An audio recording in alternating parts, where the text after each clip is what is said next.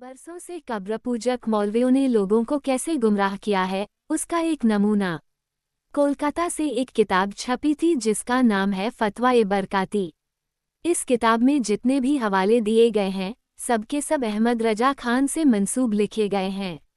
इसमें एक सवाल है, क्या किसी बरेलवी फिरके वाले की शादी में गैर बरेलवी यानी तौहीद पस्त, अहले हदीस या दीवबंदी को बुलाना जायज़ है?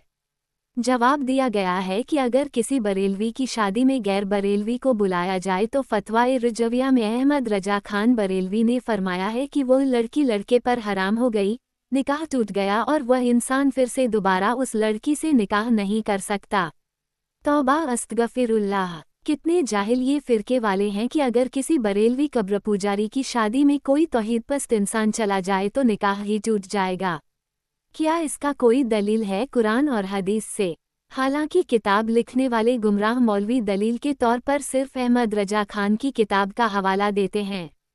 इस्लामी नजरिए से तीखी आलोचना। सल्फी अकीदे से। 1. निकाह का असल शरीयत वाला हुक्म क्या है? निकाह एक अक़द समझौता है जो ईजाब व कबूल, दो मुसलमान गवाहों और वली की मौजूदगी से मुनक़िद होता है। इसमें कोई शर्त नहीं है कि दावत में कौन आएगा या नहीं आएगा। अल्लाह ताला फरमाता है, और तुम में से जो कुंवारे हैं उनका निकाह कर दो। सूरह नूर 32। रसूल अल्लाह ने फरमाया कि निकाह के लिए गवाह काफ़ी हैं। किसी को शादी की दावत देना या न देना निकाह के होने या टूटने का सबब नहीं बन सकता। ये सिर्फ एक रिवाज है। जो लोग इसे निकाह तोड़ने का कारण बना रहे हैं वे शरीयत में इजाफा कर रहे हैं और इजाफा बिदअत है। 2. अहमद रजा खान के फतवों पर भरोसा करने की सच्चाई। बरेलवी लोगों का असल मसला यह है कि वे कुरान और सुन्नत को छोड़कर अपने आला हजरत की बात को आखिरी समझते हैं। फतावा-ए-रजविया में बहुत सी ऐसी बातें हैं जो साफ तौर पर कुरान और सुन्नत के खिलाफ हैं। खास तौर पर रसूल अल्लाह को हाजिर व नाजिर मानना, मुर्दों से मदद मांगना, कब्रों पर सजदा, तवाफ, नज़्र व नियाज करना, गैर अल्लाह से इस्तिगासा करना, ये सब काम शिर्क और बिदअत के दायरे में आते हैं। जब असल अकीदा ही तौहीद से हटा हुआ हो तो उनके फतवों में ऐसी बेबुनियाद बातें आना कोई हैरानी की बात नहीं। सलफ सालेहीन का तरीका ये था कि वे किसी भी आलिम की बात को कुरान और सुन्नत पर परखते थे। इमाम मालिक, इमाम अहमद, इमाम शाफ़ई सबने कहा कि अगर मेरी बात किताब और सुन्नत के खिलाफ हो तो उसे दीवार पर मार दो। बरेलवी लोग इस उसूल को भूल गए और एक शख्स की बात को दीन बना लिया। 3. ये फतवा असल में तकफीर का खेल है। बरेलवी हजरात अक्सर गैर बरेलवी को काफिर या गुमराह करार देते हैं, फिर उस तकफीर की बुनियाद पर निकाह तोड़ने का फतवा दे देते हैं।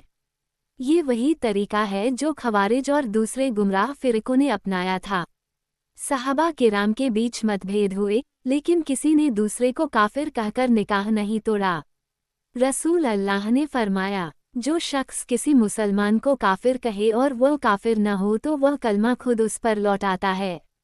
सहीह बुखारी। 4. असल गुमराही क्या है? असल मसला यह नहीं कि शादी में कौन आया, असल मसला यह है कि कब्रों पर पूजा पाठ, मुर्दों से हाजत तलबी, मिलाद और उर्स को दीन समझना और इन सब को मुहब्बत रसूल का नाम देना, ये सब चीज़ें तौहीद के खिलाफ हैं। जो लोग इन बातों पर तनकीद करते हैं उन्हें वहाबी कहकर निकाह तोड़ने का फतवा दे देना असल में अपने बातिल अकायद की हिफाजत का तरीका है। नतीजा, अगर कोई कब्र पुजारी इस फतवे का डिफेंस करे तो उससे सिर्फ एक सवाल पूछें, इसका सबूत कुरान और सही हदीस से पेश करो। अहमद रजा खान का हवाला नहीं चलेगा। अल्लाह ताला उम्मत को इन कब्रपस्त मौलवियों के फितने से महफूज रखे जो अपनी निजी राय को दीन बनाकर लोगों को गुमराह कर रहे हैं। अल्लाह हमें खालिस तौहीद, सही सुन्नत और सलफ सालेहीन के तरीके पर चलने की तौफीक दे। आमीन। बरसों